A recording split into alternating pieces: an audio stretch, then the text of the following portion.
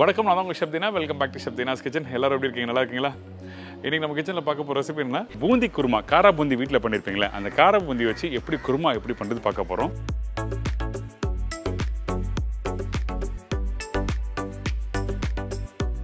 இந்த குருமா நீங்கள் சப்பாத்தி, ரொட்டி, தோசை, இட்லியோட இந்த மாதிரி ரெசிபியை தொட்டு சாப்பிட்றதுக்கு அந்தளவுக்கு அருமையாக இருக்கும். இதோட வெண்பொங்கல் எப்படி பண்ணுறது பார்க்க போகிறோம். பூந்தி குருமாக்கு தேவையான பொருட்கள்: காரா பூந்தி தேவையான அளவு, தேங்காய் 3லேருந்து 4 பத்தை, முந்திரி பருப்பு 15 நம்பர், கசகசா 1 டீஸ்பூன், முழு கரம் மசாலா தாளிப்புக்கு தேவையான அளவு, சோம்பு 1 டேபிள் ஸ்பூன், கருவேப்பிலை தேவையான அளவு, கொத்தமல்லி தேவையான அளவு, பெரிய சைஸ் வெங்காயம் 2 நம்பர், மீடியம் சைஸ் தக்காளி 2 நம்பர், இஞ்சி பூண்டு பேஸ்ட் 1 டேபிள் ஸ்பூன், மஞ்சத்தூள் 1/4 டீஸ்பூன், சில்லி பவுடர் 1 டீஸ்பூன், தனியா பவுடர் 1/4 டீஸ்பூன், உப்பு தேவையான அளவு, எண்ணெய் சமைக்கிறதுக்கு தேவையான அளவு. இதாங்க இந்த பூந்தி குருமாவுக்கு தேவையான பொருட்கள். ஃபஸ்ட்டு நம்ம என்ன பண்ணுறோங்கன்னா, இந்த பூந்தி குருமா ரெடி பண்ணுறதுக்கு மசாலா ஃபஸ்ட் ரெடி பண்ண போகிறோம். அதனால் பேனில் கொஞ்சமாக எண்ணெய், அதுக்கு பிறகு 1/2 டேபிள் ஸ்பூன் சோம்பு, முழு கரம் மசாலா, முந்திரி பருப்பு, பச்சை கருவேப்பிலை, தேங்காய் இதெல்லாம் போட்ட பிறகு லைட்டாக வறுக்க ஆரம்பிக்கிறோம். அதே டைமில் நான் சொன்ன கொண்டு கசகசா போடணும்.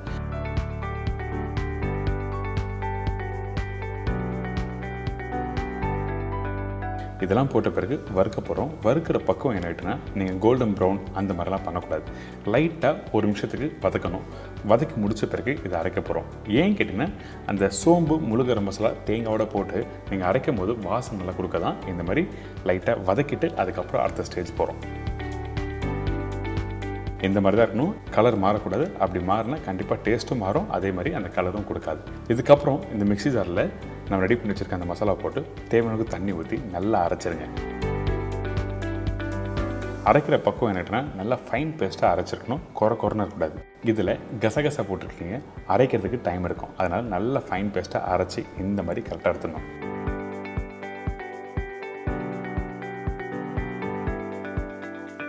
பார்த்தீங்களா, இந்த மாதிரி தான் ஃபைன் பேஸ்ட்டாக அரைச்சிருக்கணும். கசகசா சில டைமில் ஊறாமல் இருந்தால் சரியாக அரையாது. அதனால தான் இந்த மாதிரி அரைச்சி எடுக்கணும்னு சொல்ல வரேன். அடுத்தது மசாலா ரெடி பண்ண போகிறோம். அதனால் இந்த மண்சட்டியில் கொஞ்சமாக எண்ணெய், இந்த எண்ணெய் போட்ட பிறகு சூடான உடனே சோம்பு, முழு கரம் மசாலா தாளிப்பை போடுறோம். இதுக்கு பிறகு கட் பண்ணி வச்சுருக்க வெங்காயம். வெங்காயம் கட் பண்ணும்போது பொடிசாக கட் பண்ணோன்னா இந்த மாதிரி பெருசாக கட் பண்ணி போடுங்க. அதே மாதிரி பச்சை மிளகா போட்டிருக்கோம் காரத்துக்கு ஏற்ற மாதிரி. இதோட கொஞ்சம் பச்சை கருவேப்பிலை போட்டு நல்லா வதக்க ஆரம்பிக்கிறோம். இந்த குருமா நீங்கள் வீட்டில் பண்ணும்போது வெங்காயம் வதங்குற பக்கம் எப்படி கேட்டிங்கன்னா, ரொம்ப வதங்கக்கூடாது. அப்படி வதங்கினா என்ன ஆகுதுன்னா, மசாலா கான்செப்டில் போய்டும், அந்த டேஸ்ட்டும் மாற ஆரம்பிச்சிடும். அதனால் வெங்காயம் எப்போவுமே ஒரு 50% அளவுக்கு மட்டுமே வதங்கணும். சரிங்களா? நல்லா புரிஞ்சுங்க. வெங்காயம் தக்காளி வதங்குற பக்கம் ரொம்ப இம்பார்ட்டன்ட் குருமாக்கு. அதனால தான் 50% அளவுக்கு வதங்க சொல்கிறேன். இதுக்கு பிறகு நம்ம என்ன பண்ணுறோம், அரைச்சி வச்சுருக்க இஞ்சி பூண்டு பேஸ்ட்டும் போட்டிருக்கோம். அதே டைமில் தக்காளி போட்டிருக்கேன். இந்த தக்காளி போட்ட பிறகு இந்த வெங்காயம் இஞ்சி பூண்டு பேஸ்ட்டோட இந்த தக்காளி நல்லா மிக்ஸ் பண்ணுறோம். 1 நிமிஷம் நல்லா மிக்ஸ் பண்ணிவிட்டு அதுக்கு பிறகு எடுத்து பார்த்தீங்கன்னா, இந்த வெங்காயம் தக்காளியும் முழுசாக இந்த மாதிரி தான் இருக்கணும்.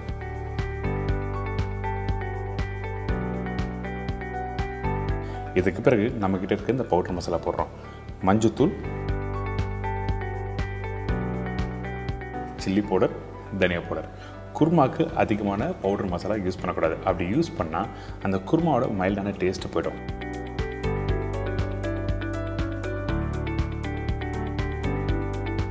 அதுக்கு பிறகு உப்பு போடுறோம். உப்பு போட்டு இந்த மசாலாவோட நல்லா மிக்ஸ் பண்ணுறோம்.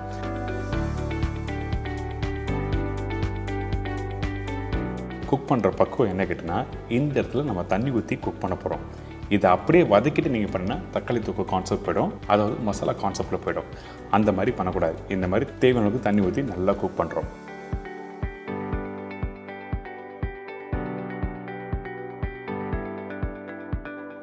இந்த மாதிரி குக் பண்ணும்போது அந்த வெங்காயம் தக்காளி நல்லா முழுசாக தெரியும். நீங்கள் வீட்டில் சமைக்கும் போது தெரியும். இதுக்கு பிறகு அரைச்சி வச்சுருக்க அந்த குருமாவோட மசாலாவை இதில் ஊற்றுறோம், அதாவது அந்த பேஸ்ட்டு. இதை போட்ட பிறகு நல்லா மிக்ஸ் பண்ணுங்கள். தண்ணி தேவைன்னா அதுக்கு பிறகு நீங்கள் ஊற்றலாம். எடுத்த உடனே தண்ணி ஊற்றக்கூடாது. தேவையான தண்ணி மட்டும்தான் யூஸ் பண்ணணும். ரொம்ப தண்ணி அதிகமாக யூஸ் பண்ணணும், குருமாவோட டெக்ஸ்டர் மாறிடும். அதாவது ரொம்ப நேரம் சமைச்சாலும் அந்த டெக்ஸ்டர் கொடுக்காது, அந்த டேஸ்ட்டும் கொடுக்காது. அதனால தான் தேவையான அளவுக்கு தண்ணி ஊற்றணும்னு சொல்கிறேன்.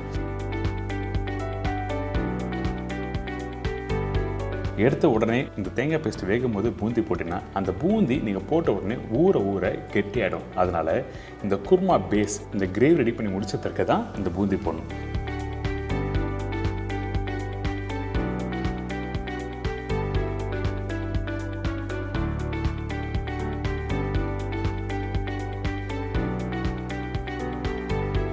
இப்போ குருமா ரெடி ஆயிடுச்சு.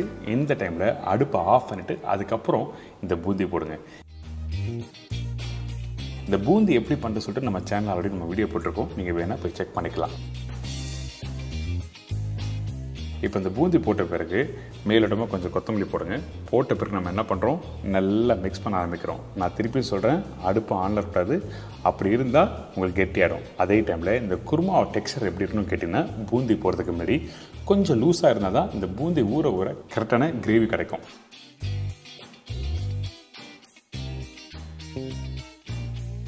பார்த்தீங்களா, நல்லா சூப்பராக இருக்குல்ல.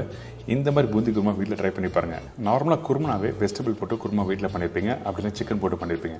ஆனால் இன்றைக்கி எங்கள் அம்மாவோட ஸ்டைலில் இந்த பூந்தி குருமா எப்படி பண்ணுறது சொல்லி கொடுத்துருக்கேன். ஒரு வாட்டி நீங்கள் வீட்டில் பண்ணினா கண்டிப்பாக நம்ம வீட்டில் இருக்கவங்க அன்றைக்கி நீங்கள் பண்ணீங்களே அதே ரெசிபி பண்ணுங்கன்னு சொல்லிட்டு உங்களை திருப்பி கேட்பாங்க. அந்தளவுக்கு ஒரு அல்டிமேட்டான ரெசிபி தான் இந்த பூந்தி குருமா.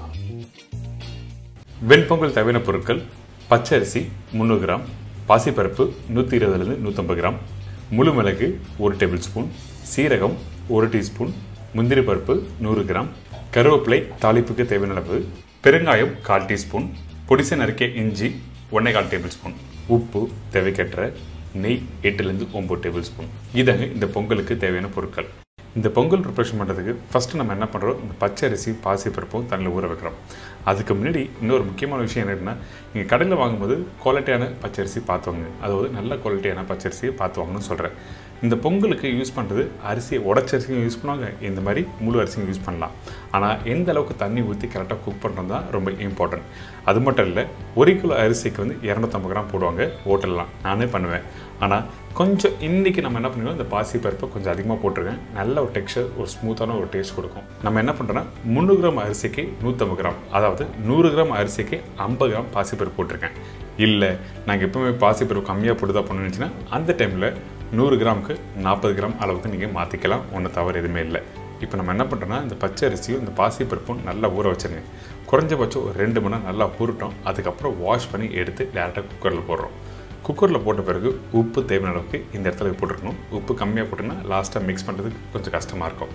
அதுக்கு பிறகு இந்த பாசி பருப்பும் இந்த பச்சை அரிசியும் எந்த கிளாஸில் மெஷர் பண்ணி எடுக்கிறீங்களோ அதே கிளாஸில் 2.5 கப் அளவு தண்ணி ஊற்றணும். 1 கப்பு அரிசியும் பருப்புக்கும் கரெக்டாக 2.5 கப் அளவு தண்ணி ஊற்றினா போதும். அதுக்கு பிறகு இந்த குக்கரோட மூடி போட்டு நல்லா குக் பண்ணி எடுத்துருங்க. எடுத்திங்கன்னா இந்த மாதிரி அரிசி உதிரியாக மேலே இருக்கும், ஆனால் கீழே நல்லா வெந்திருக்கும். அதுக்கு பிறகு ஒரு 2 டேபிள் ஸ்பூன் நெய் இந்த இடத்துல யூஸ் பண்ணுங்கள். நெய் எதுக்காக யூஸ் பண்ணுறேன்னா, அந்த மாய்ஸ்டர், அதாவது நல்ல ஒரு கெட்டியான ஒரு ஃப்ளேவர் நல்லா எடுத்து கொடுக்கும். அதே டைமில் அந்த மாய்ஸ்டர் நல்லாயிருக்கும். அதுக்கு பிறகு பச்சை கருவேப்பிலையும் போட்டிருக்கோம். இதை அப்படியே நல்லா மிக்ஸ் பண்ண ஆரம்பிங்க. அந்த பச்சை கருவேப்பிலை அந்த சூடோட மிக்ஸ் பண்ணும்போது அந்த வாசனை நல்லா எடுத்து கொடுக்கும். அதனால தான் பச்சை கருவேப்பிலை இந்த இடத்துல யூஸ் பண்ணியிருக்கோம். இந்த மாதிரி நல்லா மிக்ஸ் பண்ணி முடிச்ச பிறகு நம்ம என்ன பண்ணுறோன்னா, ஒரு மூடி போட்டு அப்படியே எடுத்து வச்சுருங்க. இதுக்கப்புறம் இந்த மாதிரி ஒரு ஃப்ரைங் பேனில் நெய் போட்டிருக்கேன். அந்த நெய் சூடான பிறகு இந்த இடத்துல தாளிப்பு ரொம்ப இம்பார்ட்டன்ட். தாளிப்பு எப்படி போடணும்னு கேட்டிங்கன்னா, அந்த நெய் சூடான பிறகு சீரகம் மிளகு போட்டோன்னா நல்லா பொரிஞ்சு வரணும். சில பேர் வந்து சூடு இல்லாமல் அப்படியே மிளகும் சீரகம் போட்டுருவாங்க. அப்படி போடக்கூடாது. போட்ட உடனே நல்லா பொரிஞ்சு டப்புன்னு வெடிச்சு வரும். பார்த்தீங்கன்னா அந்த மாதிரி வந்துருக்கணும். அதுக்கு பிறகு தான் நம்ம முந்திரி பருப்பு போடணும். அதுக்கு பிறகு இஞ்சி. இந்த பொங்கலுக்கு வந்து இஞ்சி ரொம்ப இம்பார்ட்டன்ட். இந்த இஞ்சி வந்து கொஞ்சமாக போட்டிருப்பாங்க, அப்படிலாம் இல்லை, கொஞ்சம் தாராளமாக நீங்கள் போடலாம். நான் சொன்ன குவான்டிட்டியில் போடுங்க, கரெக்டாக இருக்கும்.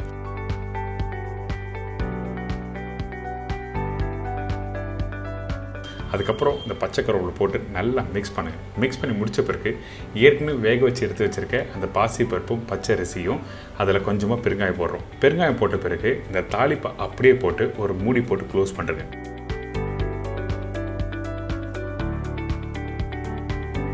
அதுக்கு பிறகு ஒரு 10 நிமிஷம் ரெஸ்ட் வேணும். ரெஸ்ட்டை விட்டுட்டு நீங்கள் நல்லா மிக்ஸ் பண்ணினா அந்த தாளிப்பு என்ன ஆகிட்டுன்னா அந்த அரிசியோடு நல்லா மிக்ஸ் பண்ணும்போது அந்த வாசனை நல்லா சூப்பராக இருக்கும். சில பேர் சொல்லுவீங்களே கோயிலில் சாப்பிட்ற மாதிரி பொங்கல் எங்கேயுமே கிடைக்க மாட்டேன்னு சொல்கிறீங்களே, அதுக்கு என்ன காரணம்னா அந்த தாளிப்பு கரெக்டாக போட்டு நீங்கள் தம் போட்டு அதுக்கப்புறம் வீட்டில் சர்வ் பண்ணி பாருங்கள், சூப்பராக இருக்கும். இது நீங்கள் ஒரு சரணா பவுனில் போனாலோ இல்லை வசந்த பவுனில் போனாலோ இதே மெத்தட் தான் ஃபாலோ பண்ணுவாங்க. நீங்கள் கரெக்டாக நான் சொன்ன ரேஷியோவில் கரெக்டாக மெத்தடில் ஃபாலோ பண்ணுங்கள், சூப்பராக இருக்கும்.